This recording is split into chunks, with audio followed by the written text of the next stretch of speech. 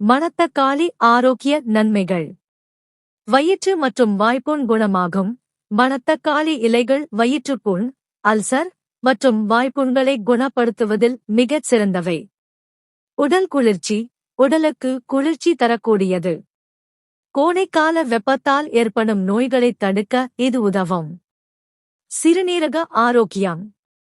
சிறுநீர் தொற்று மற்றும் சிறுநீரக கோளாறுகளைச் சரிசெய்து சிறுநீரகத்தின் செயல்பாட்டை மேம்படுத்த உதவுகிறது. செரிமானத்தை மேம்படுத்தும்.